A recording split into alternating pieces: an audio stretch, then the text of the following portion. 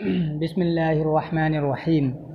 محمد اقبال فی مدینۃ الرسول صلی اللہ علیہ وسلم۔ علامہ اقبال رحمۃ اللہ علیہ رسول پاک صلی اللہ علیہ وسلم کے شہر میں۔ لقد عاش الدکتور محمد اقبال شاعر الاسلام وفیلسوف العصر مدت حیاتہ فی حب النبی صلی اللہ علیہ وسلم والاشواق الی مدینتہ۔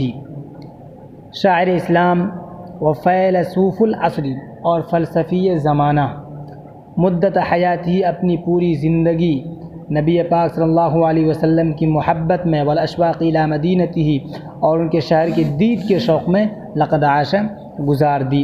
وتغنى بہما فی شعرہ الخالد، اور علامہ اقبال رحمۃ اللہ علیہ ان دونوں کا تذکرہ اپنے زندہ جاوید شعر میں کیا کرتے تھے یا گنگنایا کرتے تھے۔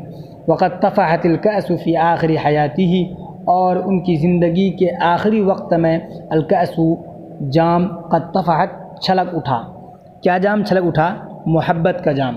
یعنی جب علامہ اقبال صاحب بوڑھے ہو گئے تو ان کو اور بھی زیادہ شوق بڑھنے لگا مدینہ دیکھنے کی، نبی پاک صلی اللہ علیہ وسلم کی زیارت کرنے کی۔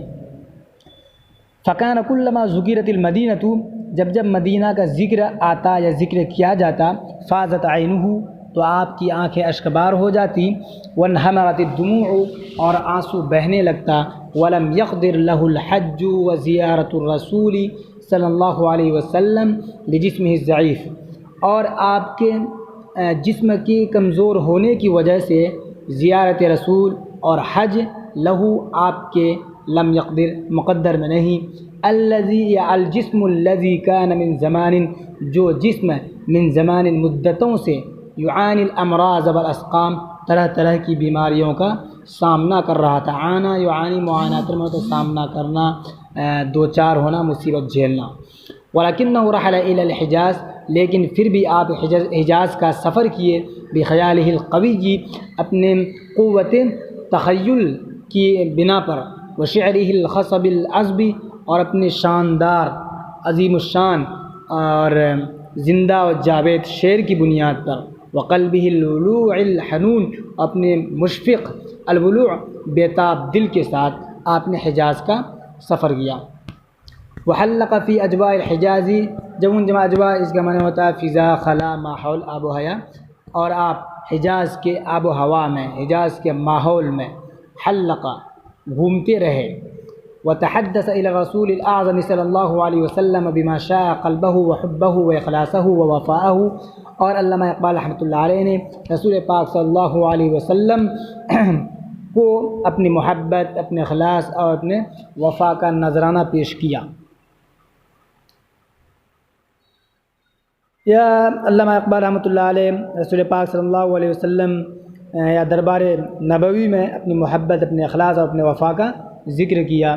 وتحدث الیہ عن نفسہ وعن عصرہ وعن امتہ وعن مجتمعہ، اور علامہ اقبال رحمۃ اللہ علیہ نے آپ صلی اللہ علیہ وسلم سے عن نفسہ، اپنے بارے میں، اپنے زمانے کے بارے میں، امت اور اپنے سوسائٹی کے بارے میں بات کی۔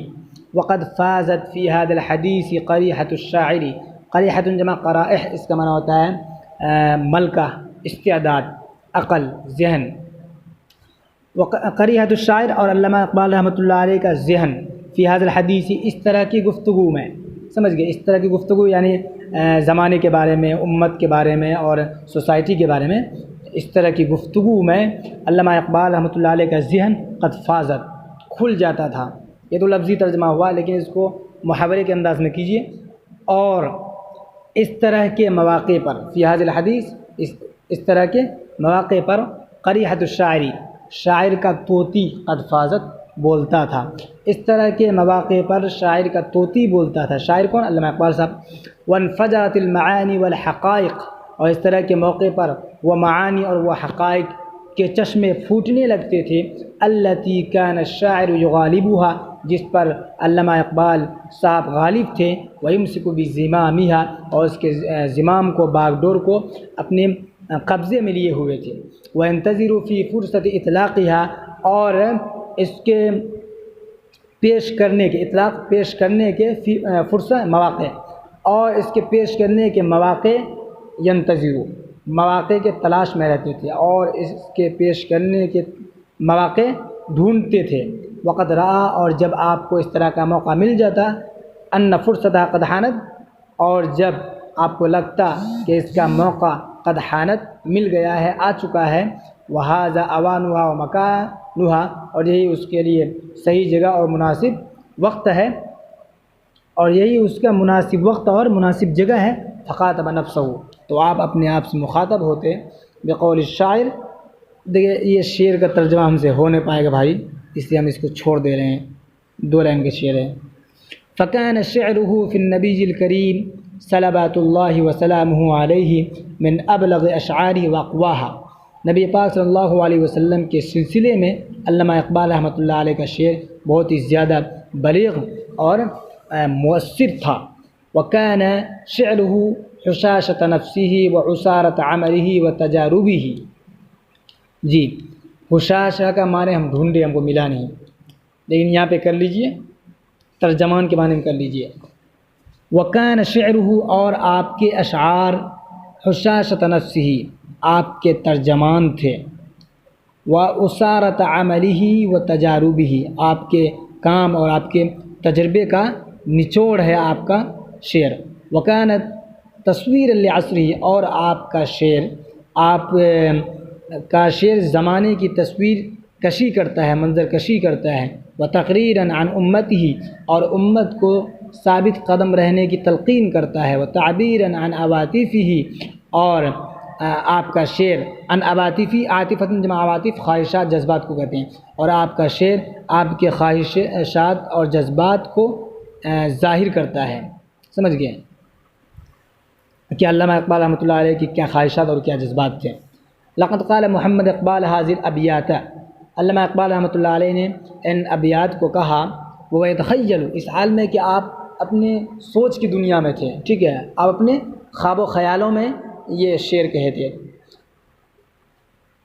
انہی کا ترجمہ علامہ ابو الحسن علی میاں صاحب کر رہے ہیں کہ آپ کیا خواب و خیال میں سوچ رہے تھے میاں، انہ مسافر الی مکہ والمدینہ، کہ آپ خواب و خیال ہی میں مکہ و مدینہ کا سفر کر رہے ہیں، اللہ تبارک و تعالی ان سے سرفراز کرے۔ یہوی بہ العیس، عیس کہتے ہیں عمدہ قسم کی اونٹنی کو، ہوا جہوی میں آگے بڑھنا، تیز چلنا، کہ آپ مکہ و مدینہ کا سفر کر رہے ہیں خواب خیال میں۔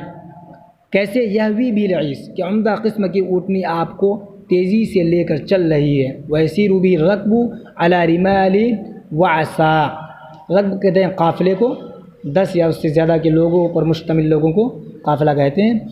رمل جمع رمال، ریت بالو، اور وعصا کہتے ہیں ریتیلی نرم زمین کو۔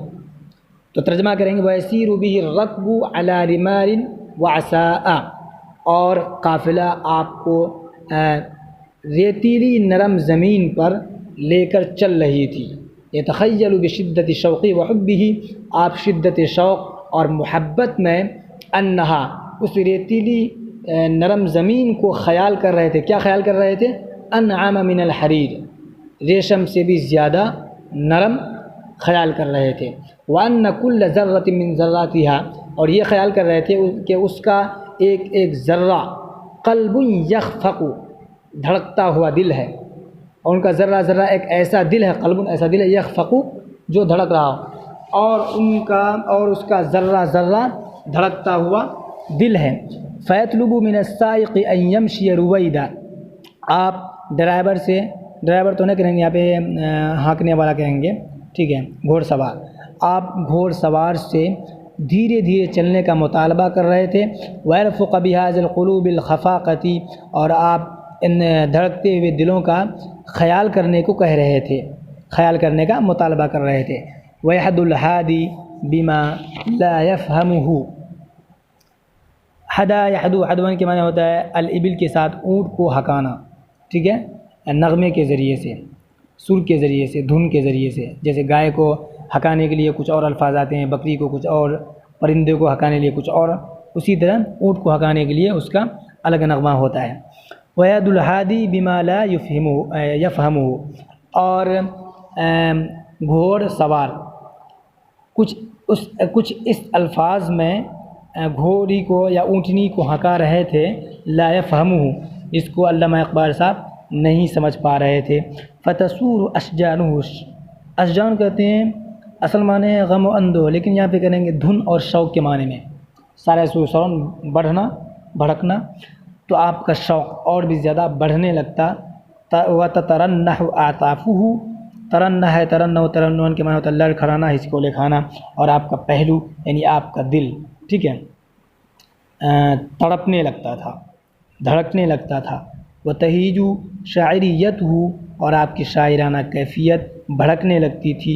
وتنطلق قیثارتہ بشعر دقیق بلیغ، بھائی اس کا ترجمہ بہت کرنے کی کوشش کی لیکن ہم سے نہ ہو پایا، آپ لوگ پتہ ہوگا تو کمنٹ میں ضرور بتا دیجیے گا۔ پارٹنر پلیز سبسکرائب کر دیجیے گا، شکریہ، جزاک اللہ، السلام علیکم۔